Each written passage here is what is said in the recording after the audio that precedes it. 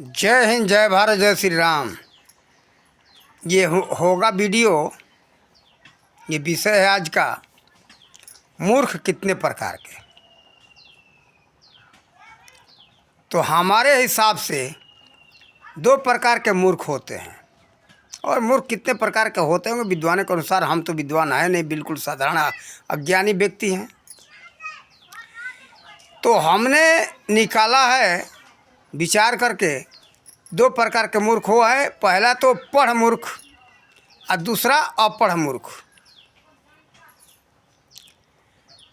पढ़ मूर्ख का मतलब पढ़ा लिखा मूर्ख, लेकिन दोनों में एक विशेषता है, अपनी अपनी इनकी विशेषता है। पढ़ मूर्ख क्या करते कि किसी बात को पसंद नहीं करते, सुन करके पढ़ करके समझने को। बड़े बड़े विद्वानों का लेख है, उसको कहेंगे कि ये तो भ्रम है, भ्रम फैलाया गया है, अच्छा नहीं है, ये मूर्खों का लेख है। और बात जो इनको पसंद होगा उसको कहेंगे कि अच्छा है ये। और जो अच्छा, वो भी कौन, जो उचित होगा उसको अनुचित कहना, और अनुचित को उचित कहना इनकी रीति है। अनुचित को ये उचित कहेंगे और उचित को अनुचित कहेंगे, इनकी ये विशेषता है। कोई अच्छा बात समझाएगा, कितना भी उचित हो, लेकिन कि नहीं नहीं ये तो गलत है, और गलत कहेगा उसको ये सही कहेंगे। खास करके ये जो करते हैं उनको हाँ में हाँ मिला, उसको हाँ कहेंगे ठीक है, अच्छा है ये। अगर इनको कहा जाए नहीं नहीं भाई, कोई भी बड़ा, कितना भी बड़ा विद्वान हो, समझाए कि देखो भाई ये गलत है, अच्छा नहीं है, आपके लिए हानिकारक है, कहेंगे नहीं नहीं ये तो गलत सही है। एक मजबूरी दिखाएंगे कि तो इसके बिना इज्जत नहीं रहेगा, हम लोग बेकार हो जाएंगे, हमारी इज्जत चली जाएगी, ऐसे सभ्यता चल रहा है, इसको कौन ऐसा करता है। आप जो बता रहे हो ये प्राचीन काल में था, अब तो है ही नहीं। अरे प्राचीन काल में था तो आखिर क्यों था, इस पर ये विचार नहीं करते। इनकी ऐसी इज्जत हल्की हो गई है कि फूंक दो रुई की तरह उड़ जाएगा, ऐसी ऐसी बातें करते हैं। और अपढ़ मूर्ख जो होता है ना, वो किसी बात को सोचता है, समझता है, सदा ध्यान रखता है कि कहाँ से कुछ ज्ञान हमको प्राप्त हो जाए, सदा यही ध्यान रखता है। पढ़ने के समय में, कहीं जाएगा सभा में सुनने के समय में, हर समय ध्यान देता रहेगा। कई कथा सुनेगा, प्रवचन सुनेगा, कोई पढ़ रहा होगा उसको देखेगा, समझेगा, समझने का कोशिश करता है, तो एक दिन बहुत बड़ा विद्वान बन जाता है। जैसे उदाहरण में प्राचीन काल का उदाहरण, कुछ वर्षों का, लगभग 1200 वर्षों का, जैसे महाकवि कालिदास, वो अपढ़ मूर्ख थे, देखो कितना बड़ा विद्वान हुए। तो अपढ़ मूर्ख विद्वान बन जाते हैं, और ये पढ़ मूर्ख जो होते हैं ना, अधूरा, कुछ जानना नहीं समझना नहीं, घमंड में हो जाते। इसी तरह से घमंडियों का संख्या आजकल बहुत है। देखो आज हम खास करके एक विषय बताएंगे। आज हम देखते काला कोट और टाई, कोट पहनना, काला कोट वो भी और किसी रंग का नहीं, काला काला पैंट, काला कोट, टाई। आखिर क्यों? काले कपड़े का क्या कार्य है, इन मूर्खों को क्या पता नहीं है। कहेंगे कि मैं तो बहुत बड़ा पढ़ा लिखा हूँ। तुम्हारी पढ़ाई लिखाई दो कौड़ी की। जो बता रहा है कि जो उसका क्या क्या कार्य है, उसमें क्या गुण है, उसको नहीं समझते हो, जानते हो नहीं समझते हो, कहते हो कि हमारी इज्जत चली जाएगी। क्या देश को खतरा नहीं पहुंचाना है? ये जो बच्चे देखेंगे नहीं समझेंगे, यही मानसिकता सबके दिमाग में भरते चले जा रहे हो। इज्जत चली जाएगी, इज्जत चली जाएगी। और ये तो सभ्यता है, इससे रक्षा, वो रक्षा किस काम का, शरीर के लिए जो हानिकारक। देखो नहीं जानते हो तो समझ लो, काले रंग का कार्य है सूरज के गर्मी को अवशोषित करना, खींचना अपने अंदर, गर्मी देना। इसलिए काले कपड़े का कोट बनाया जाता है। ठीक है, ठंडे के दिनों में भारत में अच्छा है, गर्म प्रदेशों में जिस समय ठंड है वहाँ के लिए तो ठंडे में अच्छा है, लेकिन गर्मी के समय में काले कपड़े का क्या ज़रूरत। काला कपड़ा में ये है कि शरीर को गर्मी देगा, वो किरण को परिवर्तित तो करता है। जैसे छाता है, छाता में इसलिए मजबूरी है कि छाता काले कपड़े का बनता। कहोगे कि भी काले कपड़े का छाता भी होता है, तो काले कपड़े में ये गुण है कि सूर्य के रोशनी को पार नहीं करता, परिवर्तित कर देता है, वापस फेंक देता। परिवर्तित का मतलब वापस फेंक देना। इसलिए काले कपड़े का छाता बनाया जाता है। और किसी रंग का बनाया जाए तो वो पारदर्शी होता है, धूप शरीर पर लगेगा, परेशान लोगों को करे, इसलिए काले कपड़े की मजबूरी है। लेकिन कोट की क्या मजबूरी है? मजबूरी है कोट पहनना है। कोट का तो ठंडे समय में ज़रूरत है, गर्मी में क्या ज़रूरत।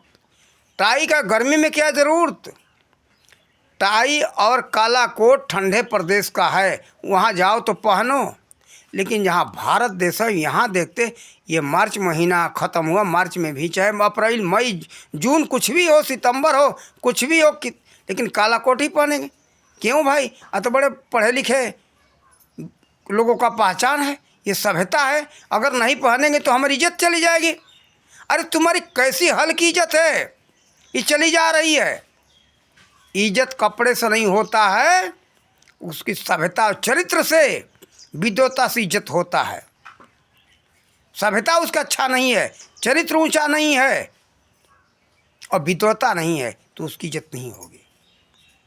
भले विद्वान न हो, चरित्र ऊंचा है, सभ्यता उसकी अच्छी है तो इज्जत होगा।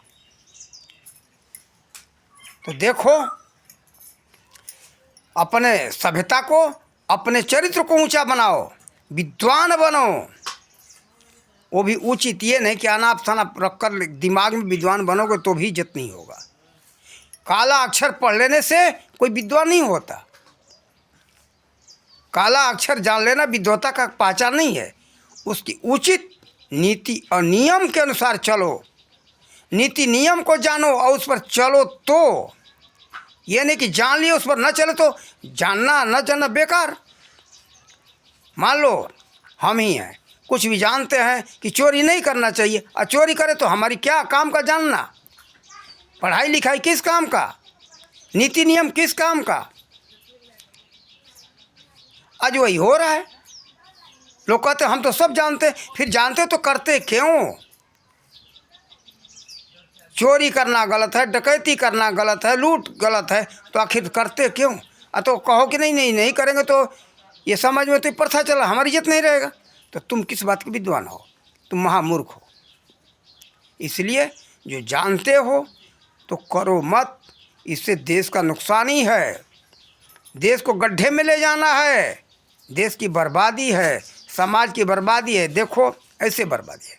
गरम कपड़ा पहनोगे, टाई पहनोगे, वही देखा देखी बच्चे पहनेंगे।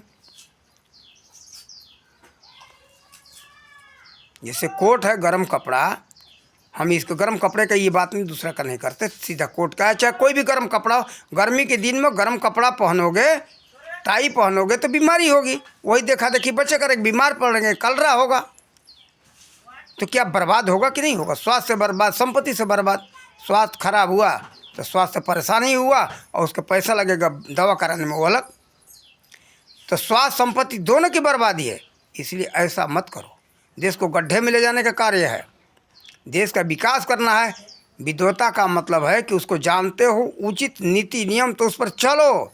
ये नहीं कि हम तो सब जानते करते नहीं, तो किस काम के तुम्हारा जानना। दो कौड़ी का तुम्हारा विद्या, दो कौड़ी का हम कहेंगे। कहते कि मैं तो सब कुछ जानता हूँ, फिर करते रहो तो हम वही कहेंगे तुम्हारी विद्या, तुम्हारी जानकारी दो कौड़ी का। सबके सब कहते मैं तो जानता हूँ। यहाँ के बोली भाषा के विषय में देखो, सब जगह बस अंग्रेजी है तो अंग्रेजी है तो अंग्रेजी। कहते कि नहीं नहीं ये तो आज नहीं बोलेंगे तो हमारी इज्जत चली, तुम्हारी जैसी तैसी। अरे तुम संस्कृत हमारी बर्बाद हो गई। संस्कृत भाषा विश्व का सबसे ऊंच कोटि का भाषा है, ये सबको पता है। फिर जानबूझ के इसे क्यों करते हो? आज विश्व में सभी जगह संस्कृत अपनाया जा रहा है, पहले भी लोगों ने अपनाया। वेनसांग आया था भारत में पढ़ने के लिए चीन से, तो क्या किया था है मालूम? यहाँ से करोड़ों पुस्तकों को ले गया था चीन में। जर्मनी के लोग ले गए, ले जा कर के रखे हुए हैं। वहाँ संस्कृत विश्वविद्यालय है।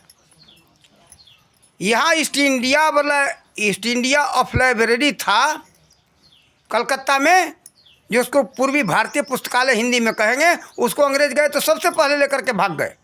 क्यों ले गए? और यहाँ के लोग कहते कि यहाँ तो कुछ था ही नहीं। आखिर क्यों ले गए हमारे धर्म ग्रंथों को, हमारे संस्कृत भाषा में लिखे हुए उस पुस्तकों को? आज भी ब्रिटेन में वो वहाँ जो पुस्तकालय में पुस्तक रखा हुआ है, वो तलाश करें कि हमारा कोई ऐसा पात्र मिले, कोई पढ़ने लिखने वाला विद्वान मिले, तो हमारा वो पन्ना खोल करके कोई देखे तो। संस्कृत का ज्ञान नहीं रह गया। संस्कृत सबसे विश्व का सर्वश्रेष्ठ भाषा है और सारा विज्ञान का सूत्र उसी में भरा हुआ है। भारत में भी 8,33,000 से अधिक संस्कृत में ग्रंथ पड़े हुए हैं और सब विज्ञान से परिपूर्ण है। कुल मिलाकर के वैसे तो 24 लाख कुछ हजार हैं, लेकिन जिसमें केवल तिहाई भाग 8,33,000 केवल विज्ञान से ओतप्रोत भरा हुआ पुस्तक है भारत में। अभी हमें संस्कृत का ज्ञान नहीं कि हम उसको समझ सके, तो बहुत विद्वान बनना है, जानकारी है तो संस्कृत का ज्ञान करो, तब आगे बढ़ोगे और देश को आगे बढ़ाओगे और तब ऊंचा उठोगे। जैसे उसको जानोगे तो आर्यभट्ट बनोगे, भास्कराचार्य बनोगे। आर्यभट्ट जैसा कोई विद्वान नहीं हुआ, अभी वैज्ञानिक नहीं हुआ पूरे विश्व में। और राजनीति शास्त्र में देखो तो आचार्य चाणक्य जैसा कोई राजनीतिज्ञ नहीं हुआ, विदुर जैसा राजनीतिक नहीं हुआ, जिसमें कि सबसे ऊंचे में है आचार्य चाणक्य। पाणिनि जैसा कोई व्याकरणाचार्य नहीं हुआ पूरे विश्व में। अगर विद्वान बनना है तो पाणिनि बनो, आचार्य चाणक्य बनो और आर्यभट्ट बनो, काणद बनो। महर्षि काणद ने अणु का खोज किया था सबसे पहले पाल, आइंस्टीन ने नहीं किया था। आइंस्टीन के जन्म से लाखों वर्ष पहले महर्षि काणद ने अणु का खोज किया था, जिसको कण कहते हिंदी में। तो कण से ही उनका नाम पड़ा महर्षि काणद। देखो विज्ञान सबसे पहले आगे था और भारत के ऋषियों का देन था। हम इस वीडियो में कहाँ तक समझाएं, लेकिन अगर पसंद आए तो हमारे पास सूचना भेजो, हम और बताएंगे। हमारा नंबर तो मिल ही जाएगा आप सबको। और साझा करो लोगों में, समझाओ, बढ़ाओ इस वीडियो को, लोग समझें, लोगों को समझाओ। अगर विद्वान बनना है तो हमें क्या करना होगा?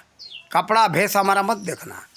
प्रभु के आशीर्वाद से, गुरु महाराज की कृपा से, माता पिता के आशीर्वाद से बहुत कुछ थोड़ा तो है ही मेरे पास भी कुछ मालूम है, तो हम बताएंगे और बताते हैं उसी आधार पर। ये सब माता पिता का, हमारे पूर्वजों का सबसे बड़ा सहयोग था, उन लोगों की देन है। गुरु जी का आशीर्वाद तो है ही। तो जानो, अपना कल्याण करो। इन्हीं शब्दों के साथ वाणी का विराम देते। जय हिंद, जय भारत, जय श्री राम।